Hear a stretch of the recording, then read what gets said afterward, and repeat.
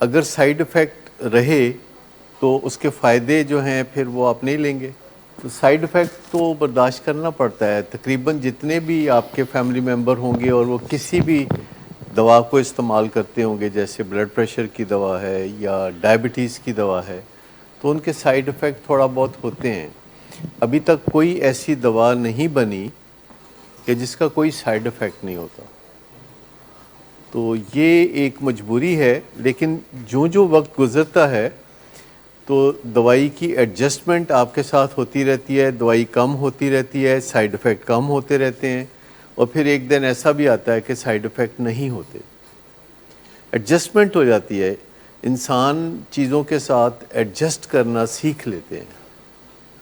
تو ابھی آپ کو فائدوں کی طرف دھیان کرنا چاہیے کہ فائدے کیا ہیں. مثال کے طور پر آپ کو ویکنس ہوتی ہے اور آپ کو لگتا ہے کہ آپ سلو ہو گئے، یعنی انسینٹی، ذہنی صحت کا خراب ہونا. اچھا، تو پھر بھی اگر 2 ویک کے بعد بھی کوئی ایک بات رپیٹ ہوتی ہے تو رپیٹ کرنے سے ذہن میں بیٹھتی ہے نا. مطلب رپیٹ کرنا بھی تو ضروری ہے نا، کیونکہ مقصد آپ کی انٹرٹینمنٹ نہیں ہے. اس سے جو خیال آتا ہے نا کہ ایک ہی بات بار بار کہتے ہیں، اس کا مطلب یہ ہے کہ کوئی انٹرٹینمنٹ کے لیے کوئی نیا ڈرامہ ہونا چاہیے، جبکہ یہاں مقصد انٹرٹینمنٹ نہیں ہے. یہ جو بھی ہو رہا ہے اس وقت رائٹ ناؤ، یہ علاج ہے. لیکن آپ دیکھ لیجئے کہ علاجوں میں ایک علاج یہ بھی ہوتا ہے کہ ٹیکہ لگتا ہے جو کہ تکلیف دہ ہوتا ہے، کڑوی دوائی ہوتی ہے جو تکلیف دہ ہوتی ہے، آپریشنز ہوتے ہیں، ہڈیوں کو جوڑنے کے لیے کیل ٹھوکے جاتے ہیں، اور بہت سارے علاج ہیں جو کہ ایمبیرسنگ ہوتے ہیں، تکلیف دہ ہوتے ہیں.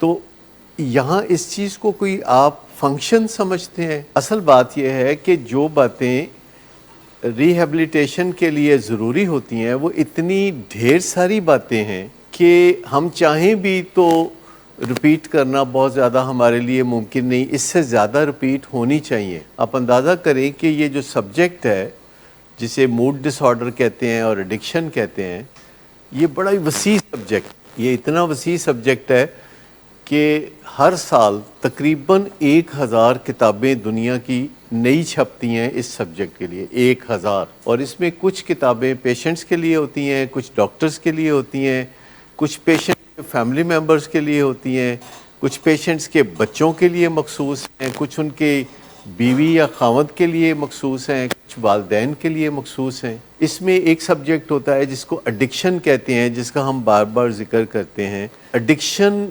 ہم اس چیز کو کہتے ہیں کہ جب کوئی نشہ آپ کو موافق نہیں رہتا اور آپ کرتے ہیں. جب آپ کو نشہ موافق ہوتا ہے تو آپ کرتے ہیں، تو اس کو ایڈکشن نہیں کہتے. اس کی بھی نقصانات ہیں چھوٹے موٹے، لیکن جب کوئی نشہ آپ کو موافق نہیں ہوتا، جیسے کسی کو ڈائبٹیز میں مٹھائی موافق نہیں ہے اور وہ پھر بھی کھائے تو کتنا نقصان ہوگا. تو جب نشہ موافق نہیں ہوتا، جو کہ 10 میں سے 1 بندہ ہوتا ہے، نشہ کرنے والوں میں سے 10 میں سے 1 بندہ ہوتا ہے کہ جس کو نشہ موافق نہیں رہتا، الرجک ہو جاتا ہے. جیسے بہت سارے لوگ ہیں جن کو مچھلی سے یا پائے کھانے سے یا مغز کھانے سے الرجی ہوتی ہے، پر ان کو مزہ بہت آتا ہے تو وہ باز نہیں آتے. تو جب وہ مچھلی کھاتے ہیں تو ان کے جسم پہ تھپڑ نکل آتے ہیں، ان کو الرجی ہو جاتی ہے. تو اسی طرح جب کسی کو الکوہل سے یا ڈرگ سے الرجی ہونے لگتی ہے، کوئی فائدے کے علاوہ کوئی نقصان بھی ہونے لگتا ہے، تو اس کو ایڈکشن کہتے ہیں.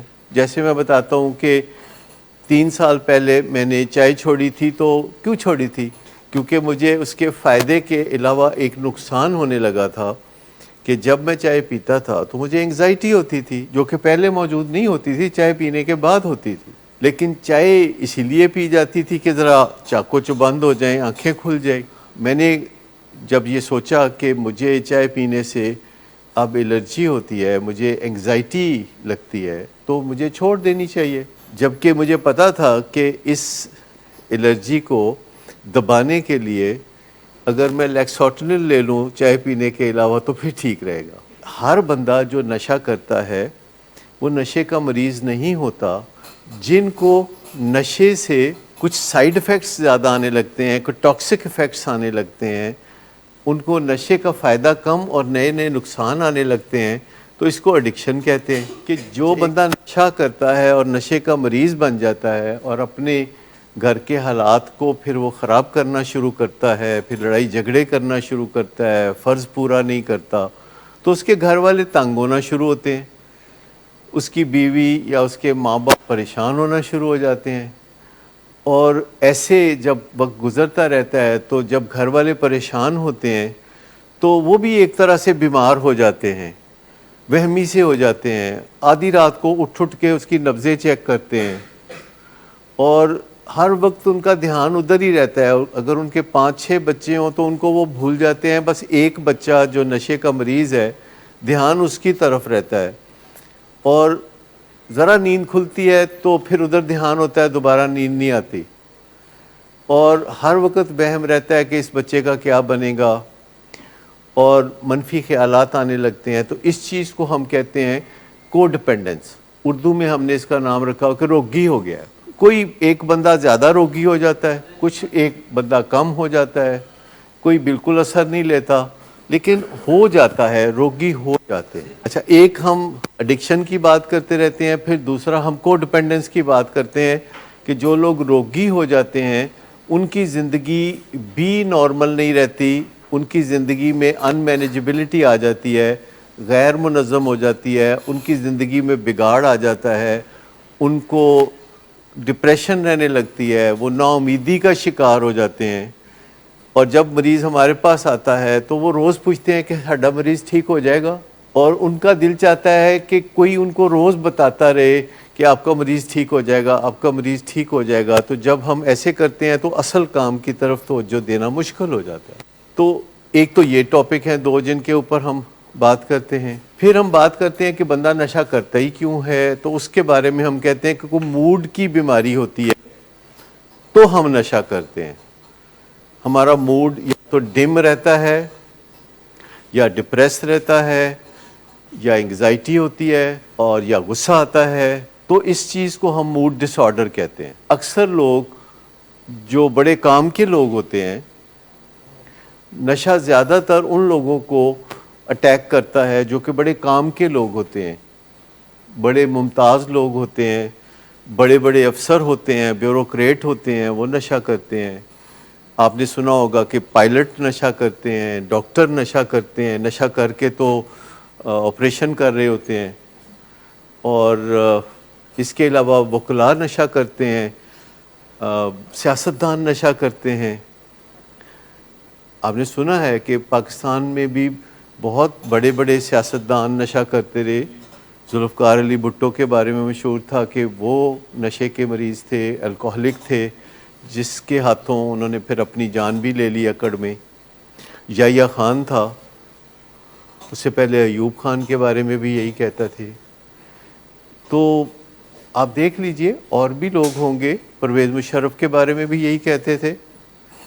پر ریسنٹلی کوئی بندہ ایسا نہیں مجھے ملا جو نشہ کرتا ہو. باقی تو ہم بہت نشہ کرتے تھے پہلے، جو مر کھپ گئے ہیں اب ہیں نہیں. جی، تو یہ جو چیز ہے نا، جو نشہ کی بیماری، یہ بڑے لوگوں کو اٹیک کرتی ہے، اور پھر نقصان بھی بڑا ہی ہوتا ہے. اگر کوئی بندہ جس کے پاس کوئی اتھارٹی ہوگی اور وہ نشہ کرے گا تو وہ اتھارٹی کو مس یوز کرے گا. اور اگر کوئی جہاز چلاتا ہے اور نشہ کرے گا تو وہ مسافروں کی زندگی میں خطرہ پیدا کرے گا. اور اگر وہ ایئر فورس کا جہاز اڑاتا ہے تو پھر تو بہت ہی بیڑا غرق ہوگا، کیونکہ اور بھی مشکل ہوتا ہے چلانا. ایکچولی موڈ کی خرابی پہلے ہوتی ہے، اور پھر وہ نشہ شروع کرتے ہیں، جس سے کہ موڈ تھوڑا تھوڑا اچھا رہنے لگتا ہے اور ان کا گزارا چلنے لگتا ہے.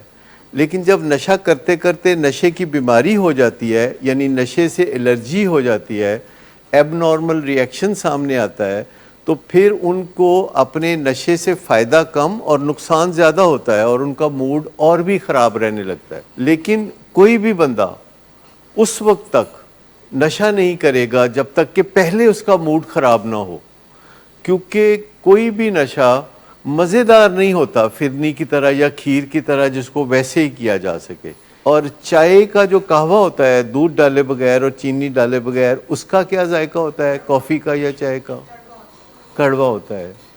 اس کو پھر ہم تھوڑا ٹھیک کرنے کے لیے اس میں دودھ ڈالتے ہیں، اس کی شکل ٹھیک کرنے کے لیے، اور اس کے اندر پھر چینی ڈالتے ہیں تاکہ اس کا اور ذائقہ اچھا ہو جائے۔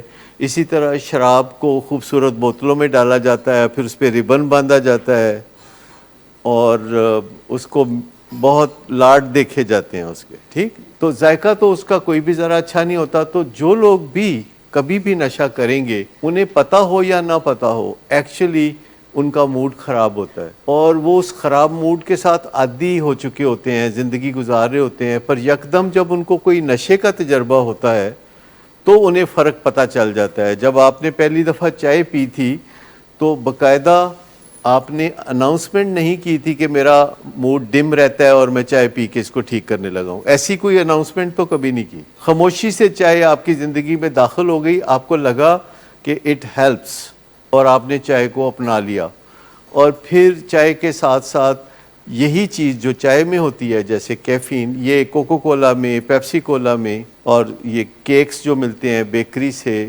یہ جو چاکلیٹ کیکس ملتے ہیں، تو اس میں بھی کیفین ہوتی ہے جو کہ آپ کو پک کرتی ہے، اور پھر وہ انرجی ڈرنکس جو اب آ گئے ہیں جو کہ چائے سے کئی گنا زیادہ سٹرونگ ہوتے ہیں، اور پھر پیپسی کو بھی کہا کہ پیپسی پہلے سے سٹرونگ ہو گئی ہے، یہ انہوں نے ایک ایسا گمک کیا ہے جس سے کہ پیپسی کی سیل بہت اوپر چلی گئی ہے۔ جب بندے کو آپ بلیم کرتے ہیں کہ تم نشہ کرتے ہو، تم نشئی ہو، تم فلانے ہو، تو اس نے اپنا دفاع تو کرنا ہے نا، وہ اپنا دفاع کر رہا ہوتا ہے، اور دفاع کرتے کرتے وہ آپ کی ذات پہ اٹیک کرتا ہے، پھر آپ اپنا دفاع کرتے ہیں، پھر وہ اور اٹیک کرتا ہے۔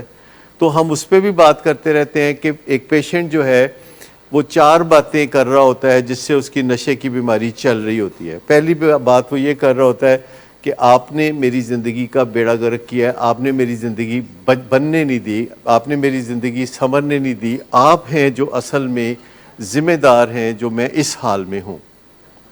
اور یہ بات اتنی دفعہ وہ کہتے ہیں کہ آپ کو بھی یقین آنے لگتا ہے، اور کبھی کبھی آپ سوچتے ہیں کہ ہاں میں نے بچپن میں اس کو پیار کچھ کم دیا تھا، اور یا اس طرح کی کوئی باتیں آپ کے ذہن میں بھی آنے لگتی ہے۔ تو یہ ایک پہلی بات ہے جو کہ والدین کو یا فیملی ممبر کو یا خامد کو یا بیوی کو جب کہا جاتا ہے کہ تم ہو جو میری اس تباہی کے ذمہ دار ہو، جو کہ ایک بڑا کامن فکرہ ہے۔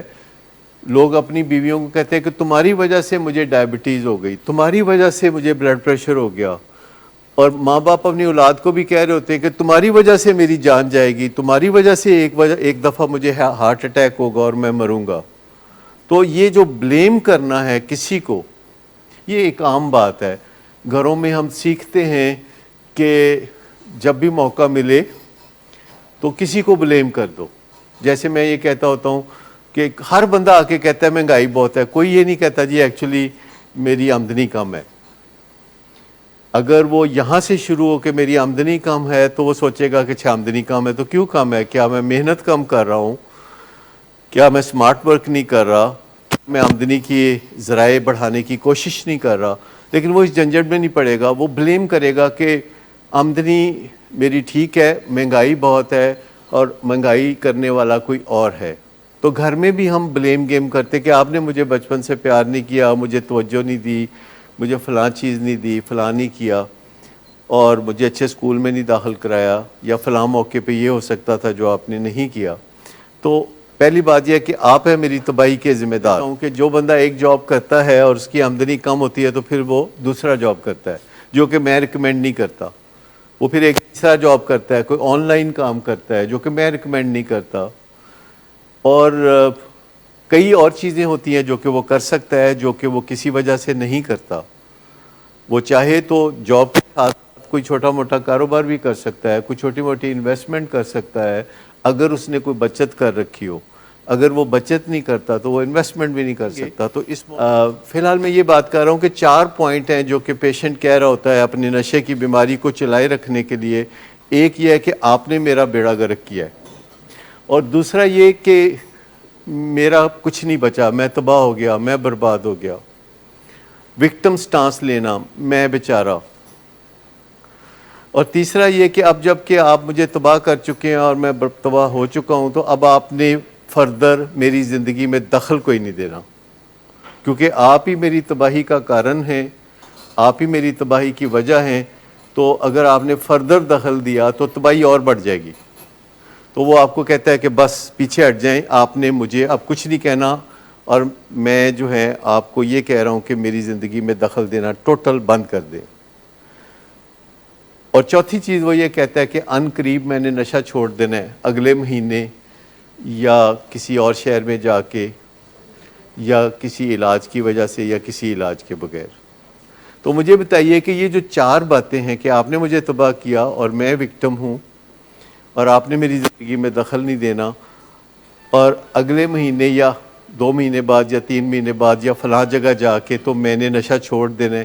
ان چاروں باتوں کا جو کلیکٹیو ایفیکٹ ہے، یہ جو ہانڈی پکتی ہے، اس کا کلیکٹیو ایفیکٹ کیا ہے؟ گھر والوں کو بہت اچھی طرح سے پتہ ہوتا ہے. اگرچہ گھر والوں کو ان خبروں سے تکلیف ہوتی ہے تو وہ بہت زیادہ اپنی زبان سے یہ باتیں نہیں کرتے، لیکن یاد رکھے کہ آپ کے جو اہل خانہ ہیں یا گھر والے ہیں، ان کو سب پتہ ہوتا ہے. یہ نہیں ہو سکتا کہ آپ نشہ کرتے ہیں یا نہیں کرتے، اس میں فرق ہی کوئی نہ ہو. نشہ کرنے یا نہ کرنے میں بڑا فرق ہوتا ہے.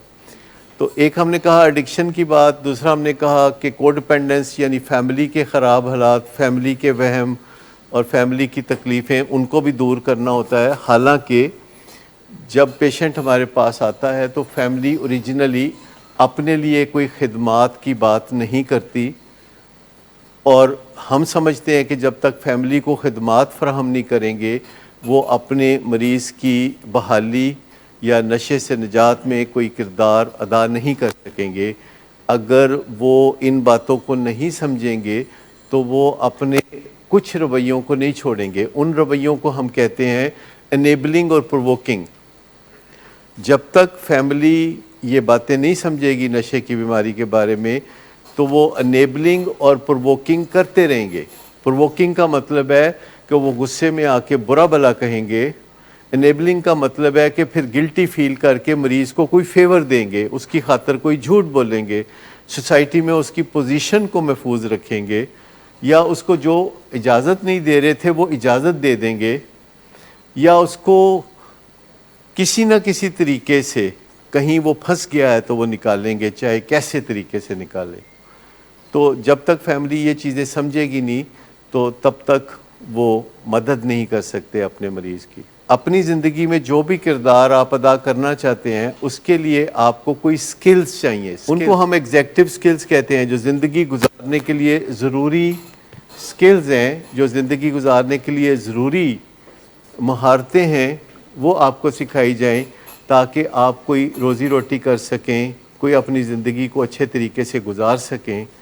تو ایگزیکٹو سکلز پہ بات کی جاتی ہے. پھر 7 ہیبٹس پہ بات کی جاتی ہے، جن کے بارے میں ہم کہتے ہیں کہ اگر کوئی بندہ زندگی میں ابتدا سے 7 ہیبٹس کو اپنا لے تو اس کو کبھی نشے کی ضرورت نہیں ہوگی. اور 7 ہیبٹس ایک ایسا سبجیکٹ ہے جو پچھلے 40 سال سے دنیا میں ایک انقلاب لا رہا ہے. پہلے 7 ہیبٹس عام طور پر بتائی جاتی تھیں کہ جو بالغ لوگ ہیں، جو میچور لوگ ہیں، جو 40-50 سال کی عمر کے لوگ ہیں، تو پہلے ان کو موقع دیا گیا کہ وہ 7 ہیبٹ سے فائدہ اٹھائیں. اور اس کے بعد پھر ٹین ایجرز کو ایک اسپیشل سلیبس کے تحت 7 ہیبٹ سکھانے کا دنیا میں اہتمام ہوا. اب 5-6 سال کی عمر کے بچے کو بھی آپ 7 ہیبٹ سکھا سکتے ہیں تاکہ وہ کبھی بھی دوبارہ زندگی میں نشے کی طرف اس کا رجحان کبھی بھی نہ ہو. اور ایگزیکٹو سکلز بھی آپ چھوٹے بچوں کو سکھا سکتے ہیں. 5 سال کے بچوں کو رسپانسبلٹیز کوئی دے سکتے ہیں. ایک چھوٹی سی بات اکثر ہم کہتے ہوتے ہیں کہ اگر والدین اپنے بچوں کی 4 میں سے 1 بات مانیں تو وہ کبھی بھی بڑے ہو کے نشہ نہیں کریں گے. کیا آپ کو کسی کو اس بات کی سمجھ آئی کہ اگر بچوں کو 4 میں سے ان کی صرف 1 بات مانیں، اپنے چھوٹے بچوں کی 4 میں سے 1 بات مانیں، 2 سال کے بچے کی، 4 سال کے بچے کی یا 6 سال کے بچے کی، تو وہ کبھی بھی نشے میں نہیں پڑے گا اگر آپ 4 میں سے 1 بات مانیں. موڈ خراب ہونے سے موڈ ڈس آرڈر میں کوئی نہیں جاتا. یہ ایک بات یاد رکھیے کہ موڈ خراب ہونے سے کوئی موڈ ڈس آرڈر، مثال کے طور پر ایک بچہ ہے 1 سال کا یا 6 ماہ کا بچہ ہے اور وہ رو رہا ہے، تو اس کی ماں ٹرانسلیٹ کرتی ہے اس کے رونے کو کہ اس کو بھوک لگی ہے، اور ماں بھاگ دوڑ شروع کر دیتی ہے کہ کسی طرح منٹوں سیکنڈوں میں اس کو جو ہے دودھ یا اس کا کھانا مہیا کر دے. تو جب وہ روئے گا تو اس کا مطلب ہے کہ اس کو انگزائٹی ہے، اس کا موڈ خراب ہے، اس کو انگزائٹی ہے، اور وہ زور زور سے بچہ رو رہا ہے کیونکہ وہ رو کے کنوے کر رہا ہے کہ مجھے بھوک لگی ہے، اور ماں بڑی تیزی سے اس کو دودھ مہیا کر دیتی ہے. تو جو ہی وہ دودھ ملے گا تو اس کا موڈ ٹھیک ہو جائے گا. تو اس نے کیا سیکھا بچے نے؟ جب روتا ہوں تو بہت کوئکلی چیزیں مل جاتی ہیں، لیکن اگر ماں نارمل سپیڈ سے اپنا کام کاج کر کے تو اس کو تھوڑا رو لینے دے، تو اگر نارمل سپیڈ سے ماں کام کرتے ہوئے اس کو دودھ دے یا اس کی بات مانے، تو اس کا مطلب ہے کہ اسے یہ میسج ملے گا کہ چیزوں کے لیے صبر کرنا پڑتا ہے، چیزوں کے لیے انتظار کرنا پڑتا ہے. اگر ایک 4 سال کے بچے کو ہر چیز مانگنے پہ مل جائے تو وہ کیا سیکھے گا؟ فوراً ہر چیز مل جاتی ہے. لیکن ماں باپ اگر فوراً ہر چیز مہیا کر دیں تو کیا دنیا بھی فوراً ہر چیز مہیا کر دے گی ان کو؟ جب وہ بڑی عمر کو پہنچیں گے، جو وہ بڑے ہوں گے، تو دنیا ان کو ٹف ٹائم دے گی، اور ان کو عادت ماں باپ نے کیا ڈالی ہوئی ہے کہ ہر چیز فوراً مہیا ہوگی. تو جو ایگزیکٹو سکلز ہیں اس میں رسپانسبلٹی دینا بچے کو بہت امپورٹنٹ ہوتا ہے کہ 11-12 سال کی عمر تک وہ سیکھ لے کہ کبھی دنیا میں چیز ملتی ہے، کبھی نہیں ملتی، کبھی صبر کرنا پڑتا ہے. مجھے بتائیں کہ ایک 4 سال کے بچے کی جب آپ بات نہیں مانتے اور وہ غبارہ مانگ رہا ہے یا کوئی کھلونا مانگ رہا ہے، اور اگر آپ نہیں دیتے تو وہ کیا کرے گا؟ وہ رونے لگے گا. پھر کیا کرے گا؟ کوئی زمین پہ بیٹھ کے چھڑیاں مارے گا، ٹیمپر ٹینٹرمز کرے گا، کوئی روئے گا، کوئی گھنٹہ بھی روئے گا. اور یہی وہ خطرناک بچہ ہے. وہ سیبوٹیج ہے کہ ماں ایک بچے کو اسکل سکھا رہی ہے اور اس کا والد یا دادا جو ہے اس اسکل کو سکھانے کا موقع نہیں دے رہا. تو مجھے بتائیے کہ ایک بچہ جو ہے جو کسی چیز کے نہ ملنے پہ رو رہا ہے اور آخر کار اسے یہ سمجھ آ جاتی ہے، وہ ساری عمر نہیں رو سکتا. وہ آدھا گھنٹہ، پونا گھنٹہ، 1 گھنٹہ، 2 گھنٹے، کتنی دیر وہ روئے گا؟ اس کی رونے کی جو کیپیسٹی ہے وہ کتنی ہے؟ It is limited, it is not for ever. تو بچہ جو ہے اس دوران کیا سیکھے گا؟ جب وہ پہلے روئے گا کسی چیز کے نہ ملنے پہ اور پھر چپ کرے گا لیکن منہ بنائے رکھے گا، اور پھر اچانک وہ بھول جائے گا اور نارمل ہو جائے گا. وہ صبر کرنا سیکھے گا اور وہ اپنے موڈ کو مینج کرنا سیکھے گا. جب 4 میں سے ایک بات آپ مانیں گے تو وہ یہ بھی سیکھے گا کہ کبھی بات مانی جاتی ہے، کبھی بات نہیں مانی جاتی. گھر میں جب ایک نوزائیدہ بچہ ہوتا ہے، جب بچہ آتا ہے تو ظاہر ہے لوگ اس کو بہت زیادہ اوور ویلمنگلی پیار کرتے ہیں، اور بچے کو ویسے اس سے کوئی خاص فرق نہیں پڑتا. جب کوئی بچہ پیدا ہوتا ہے تو وہ تو 24 انچ سے زیادہ فاصلے پہ دیکھ بھی نہیں سکتا. آپ اس کے کمرے میں بیٹھے ہوئے ہیں یا آپ اس کے ساتھ کوئی اشارے کر رہے ہیں یا اس کے ساتھ کوئی باتیں کر رہے ہیں، وہ آپ کی باتیں سن نہیں سکتا، وہ آپ کو دیکھ نہیں سکتا. اور وہ جو مسکرا رہا ہوتا ہے اور آپ سمجھ رہے ہوتے ہیں کہ آپ کو دیکھ کے مسکرا رہا ہوتا ہے، وہ ایکچولی آپ کو دیکھ کے نہیں مسکرا رہا ہوتا. وہ قدرت کا نظام ہے جو کہ اس کے مسلز کو ایکٹیویٹ کر رہا ہوتا ہے. تو آپ حیرانی ہوگی یہ بات سن کے کہ وہ اپنی ماں کو نہیں دیکھ سکتا بچہ پہلے، اور آہستہ آہستہ پھر وہ اس کا جو ویژن ہے 12 انچ سے 18 انچ اور پھر 24 انچ ہوتا ہے، اور وہ ماں کو دیکھنا شروع کرتا ہے. اور گردن بھی اس کی ایک جانب لٹکی رہتی ہے، گردن کو بھی سنبھالنا پڑتا ہے. اور اس کے بعد جب وہ 2 سال کا ہوتا ہے، 3 سال کا ہوتا ہے، کچھ باتیں کرنا شروع کر دیتا ہے، تو آپ اس کی باتوں کو فوراً ماننا شروع کر دیتے ہیں. تو آپ کو سوچ لینا چاہیے کہ کیا اس بچے کو ساری زندگی ہمارے جیسے لوگ ہی ملیں گے یا کوئی ایسے لوگ بھی ملیں گے جو اس کی باتیں نہیں مانیں گے.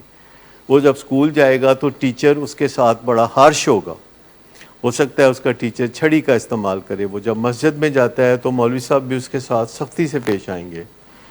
اور دنیا کا جو نظام ہے جس کے اپنے پروز اینڈ کونز ہیں.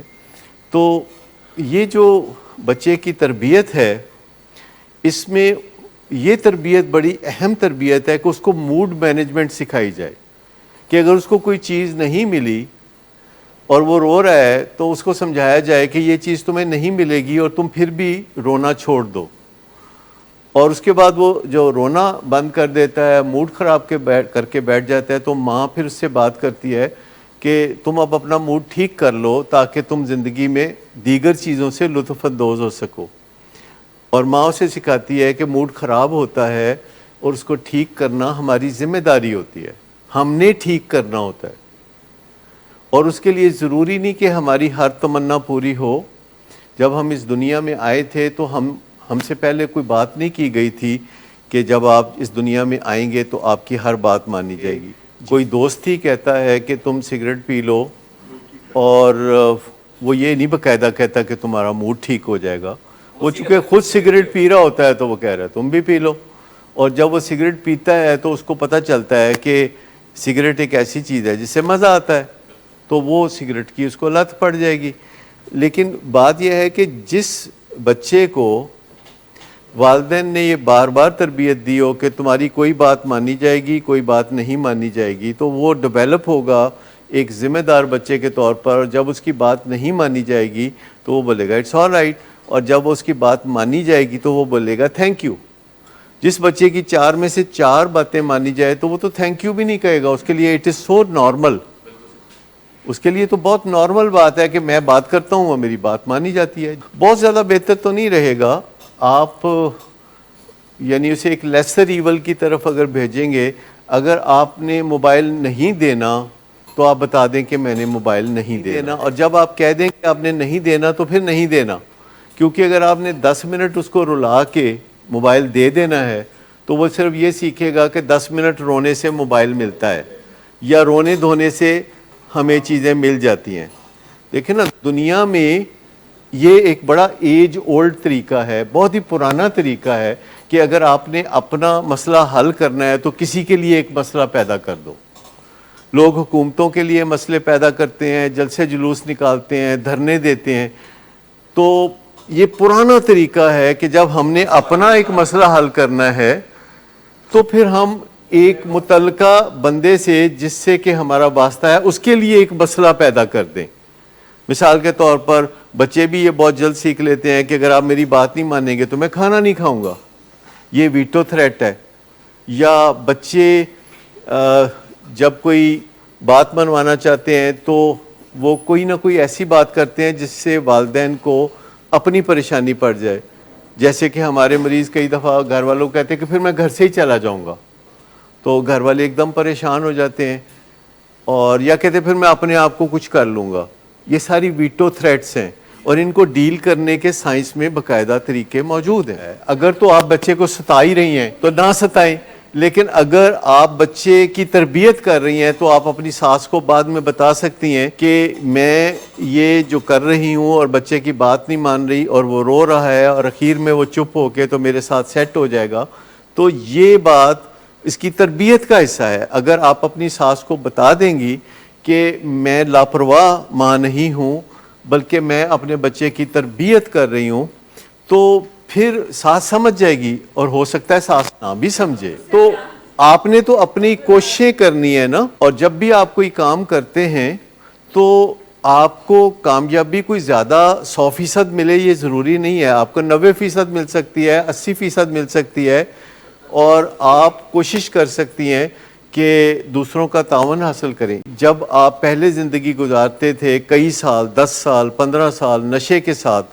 تو اب آپ نے نشے کے بغیر زندگی گزارنی ہے تو آپ کو نیور سکلز ڈیولپ کرنی ہوگی۔ آپ کو جو کانفیڈنس نشہ دیتا تھا، آپ کو پتہ ہے کہ نشہ لوگوں کو کانفیڈنس دیتا ہے۔ شراب لوگ پیتے ہیں تو 3 چیزوں میں سے ایک چیز جو شراب دیتی ہے وہ کانفیڈنس ہے، دوسری چیز ہے کہ وہ ریلیکس کرتی ہے، تیسری چیز ہے کہ وہ کائنڈ بناتی ہے۔ لیکن جب شراب کی بیماری آتی ہے تو نہ کانفیڈنس رہتا ہے، نہ ریلیکسیشن رہتی ہے، اور نہ ہی بندہ کائنڈ رہتا ہے، اور نہ ہی وہ کانفیڈنٹ رہتا ہے۔ تو اب اس بندے نے جو 10 سال یا 5 سال شراب میں گزارے تو اس کو یہ جو چیزیں ہیں یعنی کانفیڈنس اور ریلیکسیشن اور کائنڈنس، یہ سیکھنی ہوں گی. جیسے کہ آپ کو کہا جائے کہ آپ کرکٹ سیکھ لیں یا آپ کوئی ہنر سیکھ لیں, موٹر مکینک بن جائیں, تو یہ جیسے سارے کام ہم سیکھتے ہیں, جیسے کھانا پکانا ہم سیکھ سکتے ہیں, تو رکشہ چلانا سیکھ سکتے ہیں, یا کوئی بھی کام سیکھ سکتے ہیں, اسی طریقے سے ہم کائنڈ ہونا بھی سیکھتے ہیں, ہم کانفیڈنٹ ہونا بھی سیکھتے ہیں, اور ہم ریلیکس ہونا بھی سیکھتے ہیں. خود سے نہیں آتی, وہ جو چیزیں سیکھنے کی ہوتی ہیں جسے اسٹرکچرڈ لرننگ کہا جاتا ہے, اور یہ کوئی ایک چیز نہیں ہوتی جو آپ کو نشے سے نجات دیتی ہے, یہ سینکڑوں چیزیں ہیں جو یہاں آپ کو بتائی جاتی ہیں. کوئی ایک نسخہ کیمیا نہیں ہے. جب بھی ہم اپنے کلائنٹ سے بات کرتے ہیں جو آؤٹ ڈور ہوتے ہیں یا انڈور ہوتے ہیں, اور ہم کسی ایک چیز پہ بات کر رہے ہوتے ہیں, مثال کے طور پر ہم کروشل کنورسیشن پہ بات کر رہے ہوتے ہیں, ہم کہتے ہیں کہ جب آپ بات چیت کریں اپنے اس فیملی ممبر سے تو یہ ہیں اس کے اصول, تو وہ کہہ رہے ہوتے ہیں کہ اگر یہ بات چیت ہم اس طرح کریں گے تو پھر وہ نشہ چھوڑ دے گا. تو ہم کہتے ہیں نہیں, کروشل کنورسیشن ایک مسالہ ہے, پھر اور مسالہ جات بھی ہیں, ان کے اوپر بھی آپ نے کام کرنا ہے. تو ہم لوگ جو ہیں عادی ہوئے ہوتے ہیں کسی ایک نسخہ کیمیا کے لیے کہ یہ کام کرنے کے لیے یہ کریں گے تو یہ کام ہو جائے گا. جو پیچیدہ مسائل ہوتے ہیں ہماری زندگی کے, ان میں ایک طریقہ کام نہیں کرتا, بعض اوقات دو طریقے بھی کام نہیں کرتے, اور سائنس نے پتہ چلایا کہ 6 طریقے ہیں جو کہ اکٹھے ملا کے جب آپ کرتے ہیں تو اس سے کامیابی ملتی ہے, 10 گنا زیادہ کامیابی ملتی ہے. یعنی ایک طریقہ جو ہے, جو نسخہ کیمیا جسے کہا جائے, اگر کوئی ایک طریقہ ہو جس سے کہ کام آپ کا ہو جائے, تو وہ متھ ہے جو کہ اکثر لوگ آپ کو کہتے ہیں یار ول پاور ہونی چاہیے, تو ول پاور کرتے پھر تو دیکھی تیرا نشہ چھٹ جائے گا.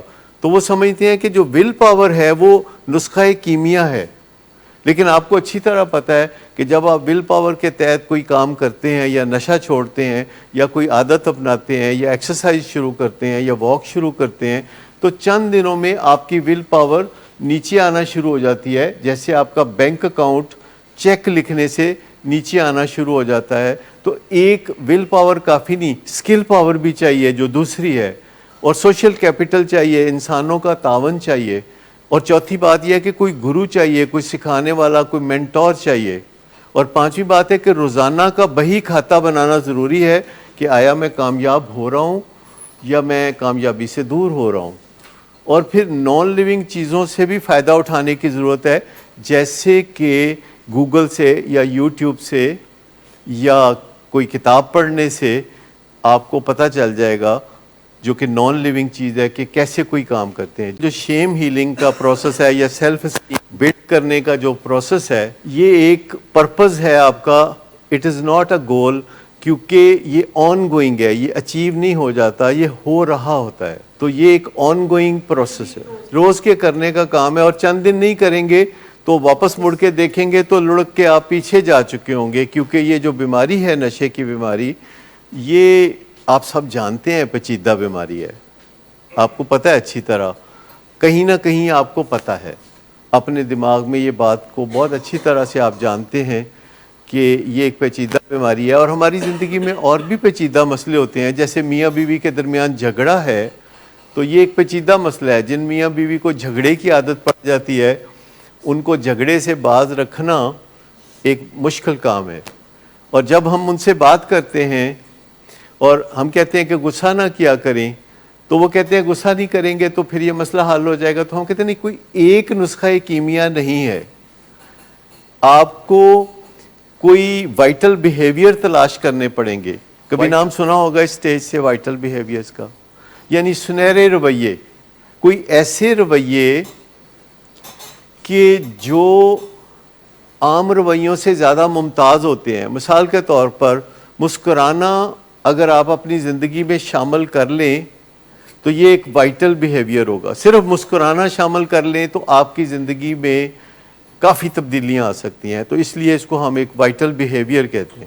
اگر وہ اپنے بچے کی 4 میں سے ایک بات مانتے ہیں تو بچہ پوچھے گا نا کہ بھئی آپ کو کیا پرابلم ہے، آپ باقی 3 کیوں نہیں مانتے؟ تو وہ اس بچے کو کبھی نہ کبھی کسی مناسب موقع پہ بتائیں گے نا کہ بھی ہم 4 میں سے ایک بات اس لیے مانتے ہیں تاکہ تم اپنے موڈ کو سنبھالنے کے ایکسپرٹ ہو جاؤ. تو پھر ڈیفینیٹلی ایسے بچے جو کہ جن کی 4 میں سے ایک بات مانی جاتی ہے وہ ایک الگ لاٹ ہوتا ہے، اور وہ بچے جن کی 4 میں سے 4 باتیں مانی جاتی ہے تو وہ ایک الگ لاٹ ہوتا ہے. کسی بھی اسکول میں، کسی بھی کلاس روم میں آپ اگر بچوں کو 2 حصوں میں تقسیم کرنا چاہیں تو اس بنیاد پہ کر سکتے ہیں کہ کون سے بچے ہیں جن کی ہر بات مانی جاتی ہے اور کون سے بچے ہیں کہ جن کی 4 میں سے ایک بات مانی جاتی ہے. تو کیسے الگ کریں گے آپ ان کو؟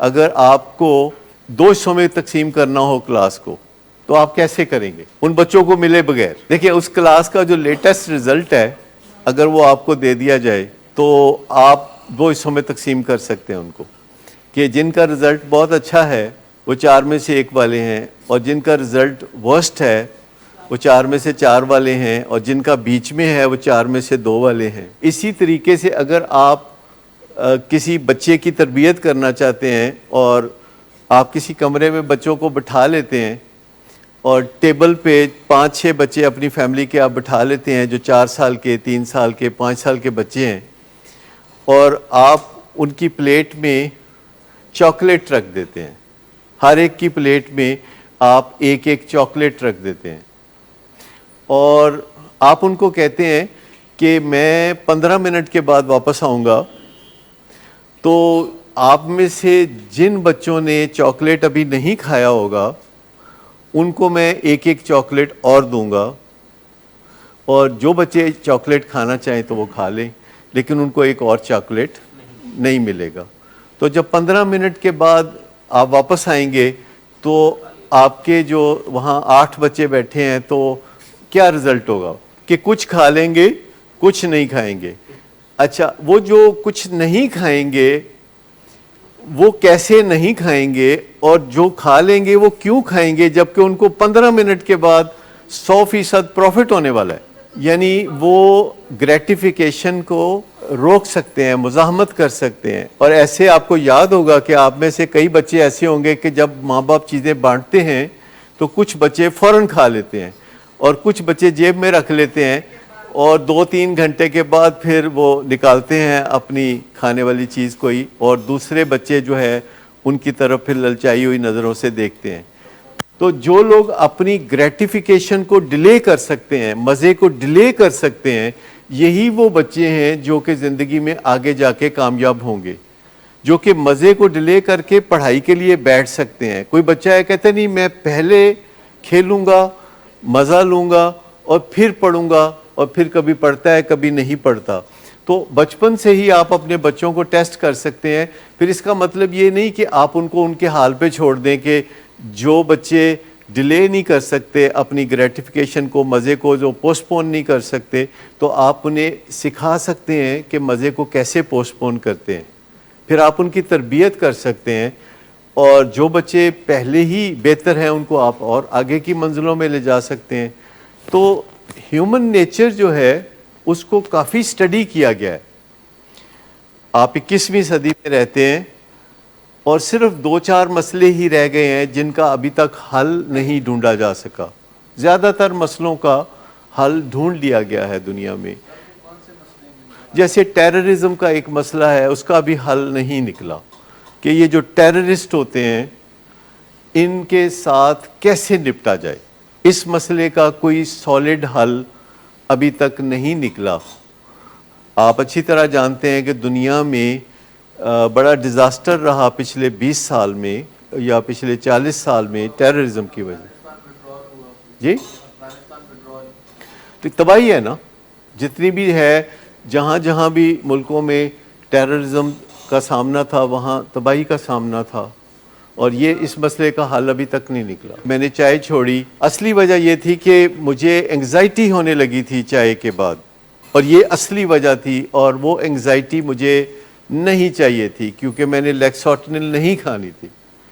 اور مجھے کلیئرٹی کے ساتھ ایک دن میں یو کے میں تھا اور انگزائٹی کی کوئی وجہ ہی نہیں تھی، موسم بہترین تھا، اور میں نے صبح 10 بجے ایک کپ چائے بنا کے تو جب پیا تو اس کے بعد مجھے کلیئر کٹ انگزائٹی محسوس ہوئی، اتنی کلیئرٹی کے ساتھ مجھے پتہ چل گیا کہ یہ جو انگزائٹی ہے یہ چائے پینے سے مجھے ملی ہے، اور میں نے فیصلہ کیا کہ آج کے بعد چائے نہیں پیوں گا۔ لیکن یہ بات کہ میں چائے نہیں پیوں گا یہ ول پاور سے سٹارٹ ہوئی، لیکن آگے چل کے ول پاور کا اس میں کوئی رول نہیں تھا، کیونکہ ہر روز مجھے چائے کی طلب ہوتی تھی، اور جب ٹی وی کے اوپر چائے کی ایڈورٹیزمنٹ آتی تھی اور اتنا بڑا چائے کا کپ دکھاتے تھے جس میں سے دھواں نکل رہا ہے، تو میرا دل کرتا تھا چائے پینے کو، یا کسی سڑک سے گزرتے ہوئے کوئی بل بورڈ ہوتا تھا تو میرا دل کرتا تھا۔ پھر خاص طور پر جب کرونا کی وبا آ گئی اور ویکسینیشنز ہوئیں تو مجھے ویکسینیشنز کے بڑے سمٹمز ہوئے تو میرا دل کرتا تھا چائے پینے کو، اور میں ڈم تھا، لوگ مجھ سے ٹیلی فون پہ بات کرتے تھے تو میں گرم جوشی سے بات نہیں کرتا تھا، اور لوگ پریشان ہو جاتے تھے کہ کیا میں ان سے ناراض ہوں، اور لوگ پوچھتے تھے کہ کیا بات ہے، خیر ہے، آپ کیسے بات کر رہے ہیں؟ تو میں ان کو بتا دیتا تھا کہ میں وہ چائے چھوڑی ہوئی ہے نا، تو میں اس وجہ سے تھوڑا ڈم ہوں، میری گرم جوشی نہیں ہے، تو آپ اس کو سمجھ جائیں۔ تو مجھے کہتے چھڈو کس کام سے پائے گا، وہ پی لو چائے۔ تو میرے گھر کے لوگ بھی کہتے تھے کہ آپ نے کیا ضد پکڑ لی ہے، آپ اچھے نہیں لگتے، اس طریقے سے ڈم ہیں تو اچھے نہیں لگتے، تو پی لیں چائے، اس میں کیا ضد والی بات ہے، اس میں کون سی بڑی بات ہے۔ تو میں سوچتا تھا کہ وہ اوریجنل وجہ کیا تھی کہ میں نے چائے کو چھوڑنے کا فیصلہ کیا۔ وہ اوریجنل وجہ کہ انگزائٹی تھی، اور جو میرا خیال تھا کہ بڑھے گی، خیال کیا تھا، یقین تھا کہ بڑھے گی، کیونکہ جب بھی کوئی چیز آپ کو الرجک ری ایکشن دیتی ہے تو وہ with the passage of time زیادہ دیتی ہے، اور میں اس کو کافی پہلے ہی ڈیلے کر چکا تھا۔ میرا خیال ہے کہ مجھے 50 سال چائے پینے کا تجربہ تھا، چائے، کافی اور اس طرح کی ساری چیزیں، لیکن پھر میرے ذہن میں ایک خیال آنا شروع ہوا کہ جو ریکوری ہے اس کا ایک پرائیڈ ہوتا ہے، یعنی جب ایک کام کامیابی سے آپ کرتے ہیں تو یہ اس کا ایک پرائیڈ ہوتا ہے، پرائیڈ، اس کا ایک رومانس ڈیولپ ہوتا ہے۔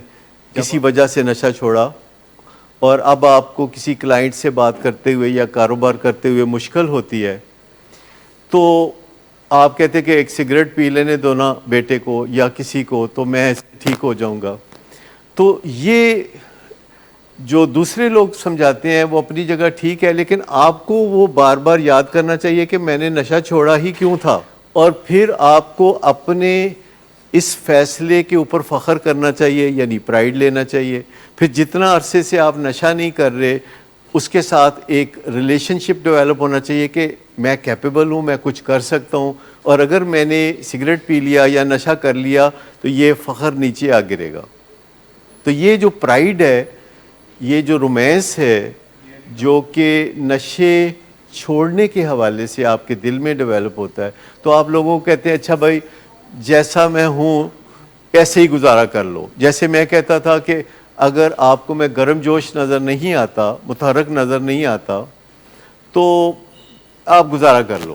دوسروں کو میں کہتا تھا کہ مجھے ایسے ہی تسلیم کر لو ایز اے نیو می، اور پھر میں نے دیکھا کہ وہ بہتری بھی آنی شروع ہو گئی۔ لیکن یہ بات پکی ہے کہ وہ جو نشے والی باتیں ہیں نا وہ نہیں آتی واپس، یعنی وہ جو گرم جوشی جو نشے کی وجہ سے تھی، یعنی چائے کی وجہ سے یا کافی کی وجہ سے، کہ جب چاہا ٹھوک دیا اپنے آپ کو، ایک چائے کا یا کافی کا کپ پینے کے بعد آپ اپ بیٹ ہو گئے۔ پر اس کے اور بھی میں نے بڑے نقصانات ڈسکور کیے کہ راتوں کو دیر تک جاگتے رہنا، سونے کو دل ہی نہیں کرتا۔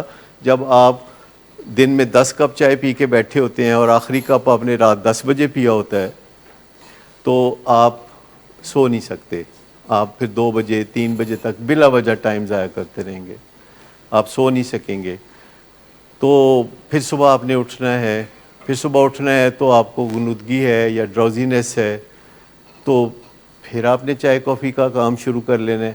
آپ کسی بھی ایوریج امریکن کو یا یورپین کو دیکھیں کہ وہ سارا دن اس کے ہاتھ میں کافی کا ایک مگ ہوتا ہے جو بہت ہی ظالم قسم کا مگ ہوتا ہے، اور ان کی جو صحت ہے، جو برین ہیلتھ ہے، وہ بڑی ڈسٹربڈ ہے، ان کی جسمانی صحت بھی بہت خراب ہے, وہ اوور ایٹنگ کا شکار ہے. امریکہ میں بچے بھی اتنے موٹے ہوتے ہیں. تو بے شک وہ بہت ترقی یافتہ ملک ہے, لیکن ان کو اپنے لائف سٹائل کو ٹھیک کرنے کی اشد ضرورت ہے, اور ان کو کوئی سمجھانے والا موجود ہے وہاں پہ جس کی وہ نہیں سن رہے. کیونکہ اگر آپ دیکھیں تو امریکہ میں ایک آزادی کا ماحول ہے کہ وہاں آپ کو اس بات کی بھی آزادی ہے کہ آپ لوگوں کو زیادہ کھانے پینے کے لیے کہیں, اور آپ کو اس بات کی بھی آزادی ہے کہ آپ کو لوگوں کو سمجھائیں کہ زیادہ کھاتے پیتے نہیں ہیں. تو وہ نیشن دو حصوں میں تقسیم ہوتی جا رہی ہے, ایک سوبر اور ایک وہ جو انڈر دی انفلوئنس ہے. انڈر دی انفلوئنس چاہے وہ فوڈ کے انڈر دی انفلوئنس ہیں, چاہے وہ چرس یا شراب کے انڈر دی انفلوئنس ہے, چاہے وہ ریٹالین کے انڈر دی انفلوئنس ہیں, یا کافی کے انڈر دی انفلوئنس ہیں, وہ they are not their true self, وہ اپنے اصلی حالت میں نہیں ہیں.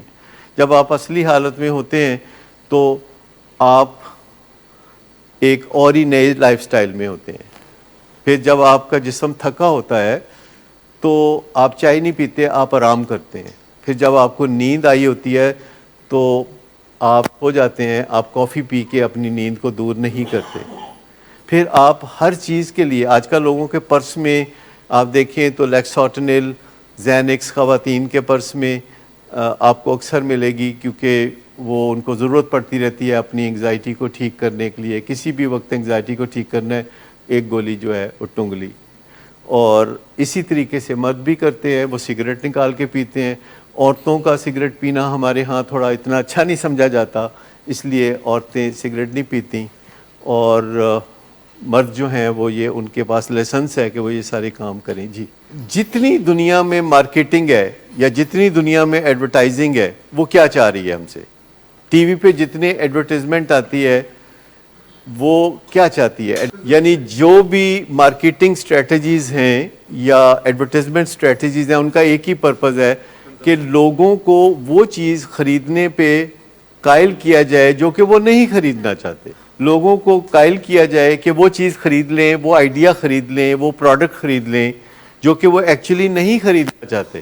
یہی ہے بیسک آئیڈیا. تو جو لوگ نشہ نہیں چھوڑنا چاہتے, تو جب وہ ری ہیب میں آتے ہیں تو پھر ری ہیب کی جو مارکیٹنگ ہے ساری کی ساری, یا کنونسنگ پاور ہے ساری کی ساری, وہ آزماتے ہیں. لیکن انسان کا جو ذہن ہے وہ اندر سے پھر بدلتا ہے. آپ یوں سمجھیں کہ جو باتیں آپ کو یہاں بتائی جاتی ہیں تو اس کے نتیجے میں آپ کا ذہن جو ہے وہ گرو کرنا شروع ہوتا ہے, اور کسی رات 2 بجے جب آپ کی نیند کھلتی ہے اور آپ اپنی زندگی پہ غور کرتے ہیں, کیونکہ نیند نہیں آ رہی تو آپ کچھ نہ کچھ اپنے حالات پہ غور کرتے ہیں, تو آپ کے ذہن میں ایک آئیڈیا آتا ہے کہ یار کس کام میں پھنسا ہوا تھا.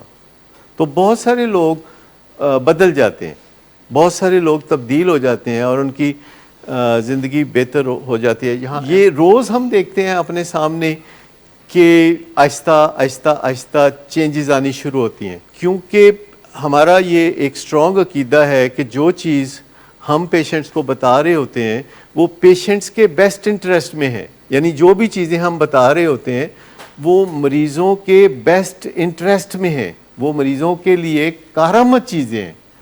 اگر ہمیں شبہ ہو کہ یہ چیز کارآمد نہیں ہے تو ہم کبھی بھی وہ چیز نہ بتائیں.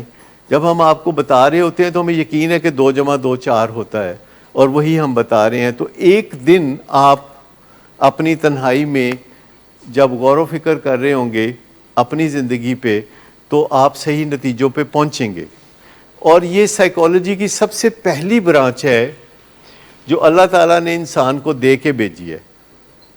اس برانچ کو, سائیکالوجی کی اس برانچ کو جو کہ سب سے پہلے دریافت کی, وہ تھی, اس کا نام ہے انٹروسپیکشن, اپنے اندر جھانکنا, غور و فکر کرنا. تو دنیا میں کتنی ہی مثالیں ملتی ہیں آپ کو کہ کوئی بندہ تھا جس نے اپنے اندر جھانکا اور ایک نئی دنیا دریافت کی, اور پھر اس کی زندگی پہلے جیسی نہ رہی. اس کو انٹروسپیکشن کہتے ہیں, اور یہ سائیکالوجی کی پہلی برانچ تھی کہ انسان جب اپنے اندر جھانکتا ہے اور 5 سینسز کے ذریعے جو فیڈ بیک ہوتا ہے اس سے مدد حاصل کرتا ہے تو وہ ایک نئی دنیا دریافت کرتا ہے. اور سائیکالوجی کی جو آخری لاجواب برانچ ہے وہ CBT ہے، کوگنیٹو بیہیویئر تھراپی، کہ اپنے موڈ کو بہتر بنانا اور اپنے خیال کو بہتر بنانا، نتیجے میں اپنے بیہیویئر کو بہتر بنانا. Cognitive behaviour therapy the best branch of psychology, جو کہ ایک میچور گولڈ سٹینڈرڈ ہے کاؤنسلنگ کا یا سائیکو تھراپی کا، جسے ہم کہتے ہیں CBT، جو کہ یہاں ہر روز آپ سے کبھی آپ کے خیال کے بارے میں بات کی جا رہی ہوتی ہے جتنی آپ اجازت دیتے ہیں، کیونکہ آپ کے ہر خیال کے اوپر ہم رائے نہیں دے سکتے. ہمیں بہت سارے آپ کے خیالوں کو ویسے ہی چھوڑ دینا پڑتا ہے کیونکہ ہم آپ سے لڑائی نہیں کرنا چاہتے. بہت سارے خیال ایسے ہیں جو سائنٹیفکلی آپ کے لیے نقصان دہ ہیں، اور آپ میں سے جو چاہے تو وہ آ کے پوچھے تو ہم 1 to 1 ان کو بتا بھی سکتے ہیں. جو کوگنیٹو بیہیویئر تھراپی ہے اس کے 2 حصے ہیں. ایک ہے خیال پہ کام کرنا جس کی اجازت لوگ آسانی سے نہیں دیتے، اور ایک ہے موڈ پہ کام کرنا جس کی اجازت لوگ آسانی سے دیتے ہیں. اور ان دونوں چیزوں کے نتیجے میں آپ کا جو بیہیویئر ہے وہ بدل جاتا ہے. یعنی بعض اوقات موڈ کی بہتری کے لیے دوا دینی پڑے گی، اور بعض اوقات موڈ کی بہتری کے لیے بات کرنی پڑے گی، اور جو خیال ہے اس کی بہتری کے لیے بھی دونوں چیزوں کی ضرورت ہے. بعض اوقات خیال کی بہتری کے لیے تھاٹ ڈس آرڈر کے لیے دوا دی جاتی ہے، اور بعض اوقات خیال کی بہتری کے لیے بات کی جاتی ہے. تو دونوں چیزیں موڈ اور تھاٹ، جو کہ ہماری برین ہیلتھ کا ایک اہم کانٹینٹ ہے، ہماری برین ہیلتھ کا بنیادی جو خاصہ ہے وہ ان 2 چیزوں پہ ڈپینڈ کرتا ہے کہ ہمارا خیال کیا ہے اور ہمارا موڈ کیا ہے. اور جب ہم ان 2 چیزوں کے اوپر کام کرتے ہیں تو ہمیں بیہیورل چینج میں آسانی ہوتی ہے، اور اس کو CBT کہتے ہیں. As simple as that. تو یہاں بے شمار موضوعات پہ بات کی جاتی ہے. 12 اسٹیپ پروگرام پہ بات کی جاتی ہے جو دنیا بھر میں نشے سے نجات کا شاندار پروگرام ہے، جسے 12 اسٹیپ پروگرام کہتے ہیں. وہ 12 حصے ہیں اس کے جن کے اوپر بات کی جاتی ہے. یہاں پہ کروشل کنورسیشن پہ، کروشل کنفرنٹیشن پہ بات کی جاتی ہے. پھر یہاں بات کی جاتی ہے کہ فیملی کی ذمہ داریاں کیا ہیں، مریض کی ذمہ داریاں کیا ہیں، علاج کرنے والوں کی ذمہ داریاں کیا ہیں. کوئی ایک ٹاپک نہیں ہوتا. پھر ہم آپ کو جو اوپر ایک کرائم پیٹرول کی سیریز دکھاتے ہیں، میرے خیال میں آپ نے دیکھی ہوگی سب نے، اور جس سے تھوڑا تھوڑا آپ گھبراتے بھی ہیں کیونکہ اس میں بڑا ریئلٹی ٹچ ہوتا ہے، اس میں مرر دکھایا جاتا ہے. وہ جو انگزائٹی ہے یہ پازیٹیو انگزائٹی ہے، کہیں نہ کہیں کوئی بات ٹچ کر گئی ہوگی. تو وہ جو آپ کو بتایا جاتا ہے تو وہ دنیا میں آپ کو محفوظ رہنے کے طریقے بتائے جاتے ہیں کرائم پیٹرول میں. پھر آپ کو ایک اور پروگرام دکھایا جاتا ہے جس میں کاروبار کرنا، جس سے دنیا میں محفوظ رہنے میں آپ کو مدد ملے، یعنی جیو اور جینے دو کے حوالے سے، اور دنیا میں کیسے کیسے آپ کے لیے خطرات آپ کے ارد گرد منڈلا رہے ہوتے ہیں، ان کو کیسے ٹھیک کرنا ہوتا ہے. اور ایک چیز جو آپ اچھی طرح جانتے ہیں کہ نشے کی بیماری کے ساتھ کریکٹر ڈیفیکٹس ایڈ ہونے لگتے ہیں. کئی لوگ سمجھتے ہیں کہ جو لوگ نشہ کرتے ہیں ان کا کریکٹر خراب ہوتا ہے. یہ بات درست نہیں ہے. جب لوگ نشہ شروع کرتے ہیں تو کریکٹر ٹھیک ہوتا ہے، لیکن جب وہ نشہ کرتے ہیں تو اس کے ساتھ ساتھ کریکٹر خراب ہونا شروع ہوتا ہے. نشہ کریکٹر کی خرابی کی طرف آپ کو مائل کرتا ہے. مجھے بتائیں کہ اگر کسی بندے نے کوئی برائی کرنی ہو اور اس کے اندر رکاوٹ ہو، کوئی ہیزیٹیشن ہو، تو لوگ ایسے موقع پہ کیا کرتے ہیں؟ تو وہ شراب پی کے تو پھر یہ کام کرتے ہیں. انہیبیشن یعنی رکاوٹ جو ہے وہ ڈیکریز ہو جاتے ہیں. میں آپ کو بتاؤں کہ یہ جو نشہ ہے، کسی بھی قسم کا نشہ، وہ پٹری سے اتارنے میں ماہر ہے. اگر سٹیمولنٹ نشہ ہوگا جیسے آئس کا نشہ ہے یا کوکین کا نشہ ہے تو وہ آپ کو اگریسو بنائے گا، اور آپ دوسرے کو تہس نہس کرنے کے بارے میں سوچیں گے، اور آپ دوسرے پہ ٹرسٹ نہیں کر سکیں گے. آپ کو لگے گا کہ یہ میرے خلاف کوئی سازش کر رہے ہیں. تو یہ جو آئس اور کوکین ہے یہ آپ کو شکی، وہمی اور جھگڑالو بنا دے گا، اور آپ ایگریسو ہو کے اپنے فیملی ممبرز کے اوپر اٹیک کریں گے، جس سے آپ کے تعلقات خراب ہو جائیں گے. یہ جو چرس کا نشہ ہے یہ مائنڈ بینڈر ہے، یہ آپ کے خیالات کو ہی بدل دیتا ہے. اور جو शराब का नशा है ये इनहिबिशन को दूर करता है और ट्रैंक्विलाइजर्स का नशा इनहिबिशंस को दूर करता है। जो नारकोटिक्स का नशा है वो जिस्मानी और ज़हनी तकलीफ़ को बुला देता है और बंदे को कोई तकलीफ़ महसूस नहीं होती और वो डेयरिंग होके हर स्टेप लेने की कोशिश करता है। कितनी चीज़ें हैं जो यहाँ आपको बताई जाती हैं और ये सारी की सारी इलाज का हिस्सा हैं, ये कोई फंक्शन नहीं है। और अगर ये लगता है जैसे कोई फंक्शन है, अगर ये फंक्शन होता तो आज नहीं होता। कल ईद है तो आज कहीं भी कोई फंक्शन नहीं हो रहा, लेकिन ये चूँकि इलाज का हिस्सा है इसलिए मौका मिला तो आज भी हमने ये अपना फरीज़ा अंजाम दिया कि जो इलाज है उसके अंदर कोई अधूरापन ना रहे। और आज सैटरडे है, फिर इत्तेफाक की बात है कि हमारा कोई दिन ज़ाया नहीं होगा। संडे और मंडे ईद का दिन और उससे दूसरा दिन है और ट्यूसडे को फिर ये सेशन होगा। इसको हम रिलीजियसली इसलिए फॉलो करते हैं कि ये इलाज का क्लाइमैक्स है। जो भी आपका इलाज होता है पेशेंट्स का और फैमिलीज़ का, उसका जो क्लाइमैक्स है वो ये है ट्रायंगुलर सेशन जिसमें पेशेंट्स, उनके फैमिली मेम्बर्स और काउंसलर्स हिस्सा लेते हैं। और ये दुनिया के 1% से ज़्यादा ट्रीटमेंट सेंटर में नहीं होता, 1% से ज़्यादा। आप गूगल पे सर्च करें, आप यूट्यूब पे जाएं, आपको 1% से ज़्यादा ट्रीटमेंट सेंटर्स में ये एक्टिविटी नज़र नहीं आती। आप खुद सोच लें कि पेशेंट्स, फैमिलीज़ और काउंसलर्स बैठ के इत्मीनान से बातें कर रहे हैं। ये कितना आसान या मुश्किल हो सकता है। आपको अंदाज़ा है कि जब आप घर में एक दूसरे के साथ बात करने बैठते हैं तो उसका नतीजा क्या निकलता है। कुछ अपने तजर्बात याद करें कि जब आप अपने प्यारे को समझाने बैठे तो उसका नतीजा क्या निकला, आखिर में क्या नतीजा निकलता है, लड़ाई। तो हमने सिर्फ ये सीखना होता है इस हॉल में कि हम बातचीत करें और उसका नतीजा लड़ाई ना निकले, उसका नतीजा कोई सलूशन निकले, कोई हल निकले, या कम अज़ कम हम स्टेटस को में रहें, कोई ख़राबी ना हो। अगर अच्छाई ना हो तो कोई ख़राबी भी ना हो। देखिए जो लोग आते हैं ना तो उनकी वजह से रोशनी आगे फैलती है और सारा बंदोबस्त अब ऐसा है। अब एक नई चीज़ हम जो कर रहे हैं वो है कि इस सेशन की जो तमाम गुफ्तगू है वो प्रिंटेड फॉर्म में भी महफूज किया करेंगे और आपको जैसे आज के सैटरडे की गुफ्तगू है तो नेक्स्ट सैटरडे को ये रिटन फॉर्म में मिल जाएगी, ताकि आप वो अपने उन फैमिली मेम्बर्स को भी दे सकें एक शॉर्ट फॉर्म कि ये बातें जो हैं, यानी ये जो जगह जगह कोई ना कोई चिराग जलता हुआ हमें नज़र आता है तो ये हमें काम करने पे मोटिवेट करता है कि ये काम कारआमद है, इसको करी जाओ। क्योंकि कभी कभी हम भी परेशान हो जाते हैं लेकिन कोई ना कोई सामने आके हमें कहता है नहीं परेशान नहीं होना, देखो हमारी मिसाल देखो हम कितना बदल गए। और ऐसा अब यानी रोज़मर्रा ज़िंदगी में हम कहीं भी जाएं, मैं वॉक करने जाऊं तो कोई ना कोई आके मिल लेगा, जिन्होंने वीडियोस देखी हैं। एयरपोर्ट पे जाऊं तो कोई ना कोई मिल जाता है। तो अब काफ़ी पैगाम दूर तक चला गया है क्योंकि 6000 वीडियोस हैं जो कि यूट्यूब पे मौजूद हैं और फेसबुक पे इसके अलावा हैं। और लोग जो हैं जो बहुत अच्छी तरह से इन चीज़ों को समझते हैं और बाज़ ऐसे लोग हमें मिलते हैं जो कि फ़ायदा उठा चुके होते हैं और हमसे कभी मुलाकात भी नहीं होती, सिर्फ शुक्रिया अदा करने के लिए वो फेसबुक पे इनबॉक्स में पैगाम भेज देते हैं या फिर व्हाट्सएप कहीं नंबर लेके तो उसके ऊपर पैगाम भेज देते हैं। तो हमारी हौसला अफजाई इससे बहुत होती है कि जब हम कारआमद नताइज देखना शुरू करते हैं।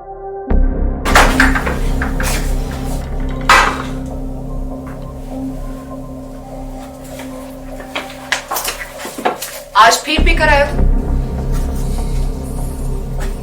नहीं तो इन बच्चों का ही ख्याल कर लो। बंद करो तुम अपनी बकवास। लेकिन तुम अपनी घटियार को तो से बाज मत आना। तुम हो ही घटिया इंसान। तुम होती कौन हो मुझे रोकने वाली? तुम्हारे बाप के बाल की पीता हूं क्या? शराब नोशी की वजह किरदार की खराबी नहीं, मूड की खराबी है। शराब नोशी कभी भी नशे की बीमारी में बदल सकती है। नशे की बीमारी हर स्टेज पर काबिले इलाज है। मदद हासिल कीजिए क्योंकि वो ऐसा नहीं करेगा। विलिंग वेज से मदद हासिल कीजिए, कहीं से भी मदद हासिल कीजिए, लेकिन फौरी मदद हासिल कीजिए। जिस मुआवजे के इंतजार में आपने बहुत देर कर दी अब वो दस्तक दे रहा है। مدد حاصل کیجیے، مدد حاصل کیجیے، مدد حاصل کیجیے۔